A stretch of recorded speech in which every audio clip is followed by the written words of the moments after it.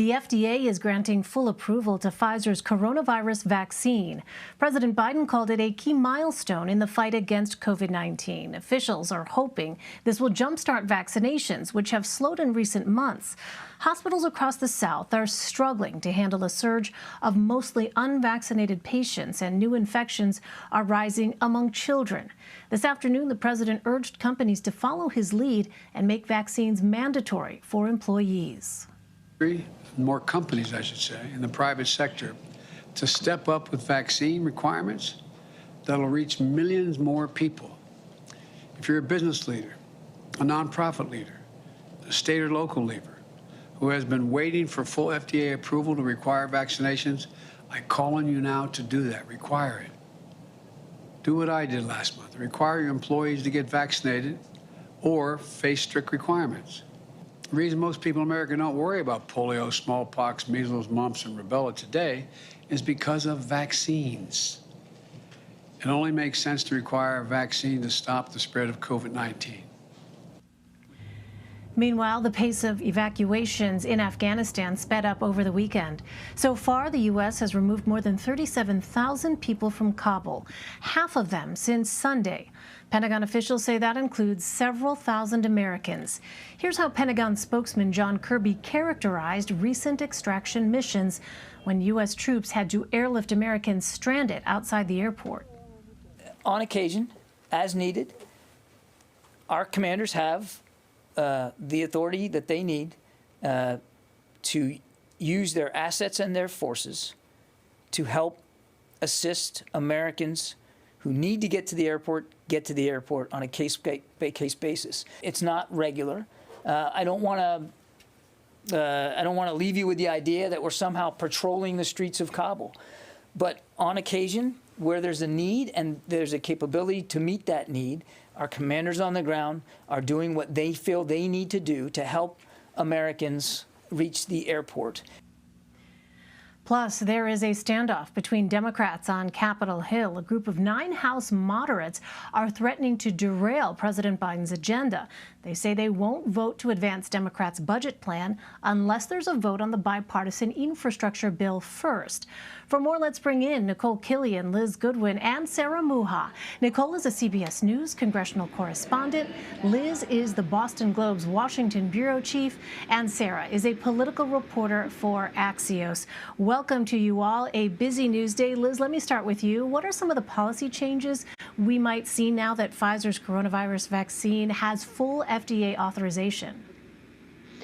Well, as President Biden mentioned, he's really hoping that the private sector will step up and mandate vaccines, but also the public sector. I mean, you had the Pentagon, they foreshadowed they would be requiring the vaccine once it was fully approved, and now they've gone ahead and announced that. There isn't a timeline yet, but the 1.3 million active duty service members will all have to be vaccinated, and there was about a third of them who hadn't as of last month.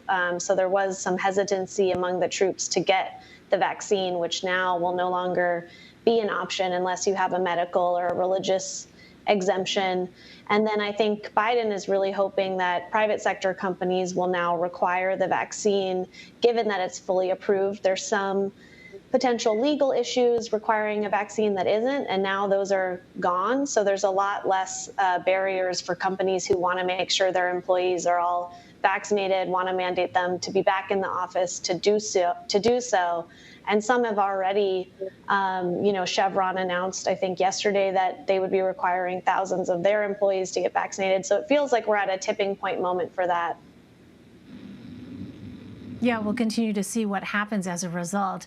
On Afghanistan, Sarah, there is a big difference in the way Afghanistan is being covered on national TV and what is making headlines in local newspapers, where the pandemic is largely the front page story. That being said, CBS News polling shows only 47% of Americans approve of Joe Biden's handling of the withdrawal, a 13-point drop from a month ago. Now, I know you've been speaking with voters. Did you get a sense of how big an issue this might be in the midterm elections? Yeah, that's right. I traveled to Virginia's 7th District last week, where I spoke to voters in Virginia in a district that's considered a bellwether district. So basically that means that it historically has fallen along the lines of where the country stands politically. And I learned, from this one piece of evidence, at least anecdotally, that Republican efforts to make this a political issue could fall flat. Afghanistan did not come up between Representative Abigail Spanberger and her constituents. Instead, voters asked her about COVID, about infrastructure. They asked her about legalizing marijuana. Then when I spoke to the voters one-on-one and I specifically asked them about Afghanistan, they had been following the news. They were horrified, those harrowing images coming out of the country. But ultimately, they said this was not an issue they intended to vote on in the midterms or in the presidential election. And I think this one quote from a restaurant owner really stuck out to me. She said, "We might not have a Taliban, but with the Capitol insurrection and the partisanship, we don't have a government that functions. We need to focus on home." So clearly voters' minds, at least in this district, are very much focused on domestic issues for the time being. It's really interesting to hear that perspective because, Democrats are very much focused on Afghanistan. Nikole, what can you tell us about the congressional hearings that Democrats say they want to hold on Afghanistan and any plans that Republicans may have going forward on this? Well, we're still waiting for details on these hearings and when exactly they may occur. What we do know is that there are a number of briefings scheduled, actually one happening this evening, as well as another classified briefing that will be held tomorrow. And so, lawmakers really want to get as many answers as possible from this administration. Democrats are trying to give the Biden administration the benefit of the doubt that they're doing the best job they can under the circumstances, and that at this point it's just about getting the mission complete. Republicans, on the other hand, have been extremely critical of the Biden administration for mishandling this.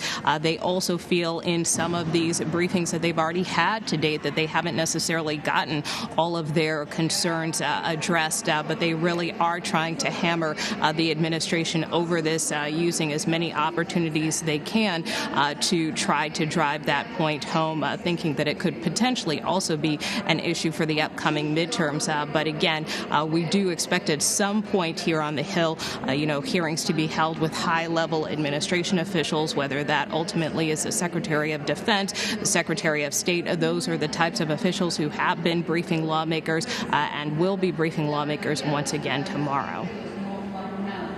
All right, Nikole Killion, I know you have to run. Thank you so much, Nikole.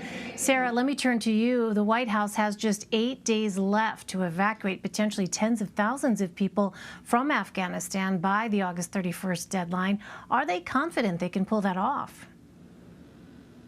Well, at least publicly, they're optimistic that they can meet that August 31st deadline. They're saying that any American that wants to get out of Afghanistan by then will be able to. But this statement publicly is made complicated by the fact that the administration has said that they don't actually know how many Americans are left in the country. President Biden last night said that he hopes that he can meet that August 31st deadline, but there was possibility of discussions ongoing during the week. And then National Security Advisor Jake Sullivan said today that the president is taking it on a day-by-day basis. So every day he's being briefed constantly, and he's going to make the judgment at any point beyond or before that August 31st deadline. Now, this is an important deadline, of course, because the Taliban reiterated last night. They said that the August 31st deadline is a red line for them, that there will be repercussions if the United States doesn't pull out its military. But Biden is also being pressured by our foreign allies, specifically Britain and France, have said that they want the president to push back that August 31st deadline. Their own ongoing rescue operations are reliant on the United States military presence there. Obviously, we have a much greater military presence in Afghanistan than either of those countries. And Prime Minister Boris Johnson, the UK Prime Minister, said that this is something that he's going to bring up in the G7 meeting tomorrow with the president. So that's definitely something to look out for, to see if that public campaign pressure is enough for the president to extend that deadline.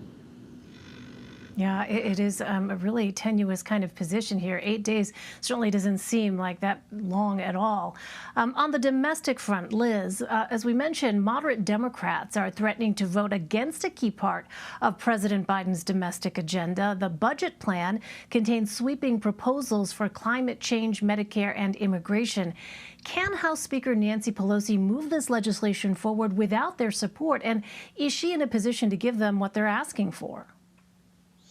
Well, as people who've watched The Hill for a long time would say, you know, don't bet against Nancy Pelosi. She's gotten herself out of stickier jams than this one. But the short answer is no, she can't move this without these 9 moderates. So they do need to come to a deal. And today has been a lot of back and forth negotiation on the Hill, with some progress being made reportedly on finding a way to get those moderates on board with letting the second infrastructure package go forward that has all of these Democratic priorities that Pelosi really needs to keep the left part of her flank together. It's been a tightrope kind of walk this whole time with the bipartisan bill and then the more liberal, bigger bill that she hopes to at least get the first few votes over with this week. And so it seems like the group of moderates who have been trying to push for the bipartisan bill to get a vote first are a little bit more open to negotiation on that demand than it maybe seemed from their initial statements. So it appears that they might be able to get a deal this week, and the White House is trying to help out by signaling that they're behind Pelosi 100%. Biden's been reaching out to some of the moderates. So a lot is going on behind the scenes today to try to get that deal together. That was going to be my question, is to what extent is the president himself involved? He's making calls, it sounds like, Liz. Yes, Biden's making calls. I mean, as you mentioned, there's a lot going on with Afghanistan, but this is so central to his entire domestic agenda, the getting infrastructure done. So this is really a make or break moment for the White House, and they know it, and they're working on this as well. Particularly busy and challenging time. Liz Goodwin and Sarah Mucha, great to have you both. Thank you.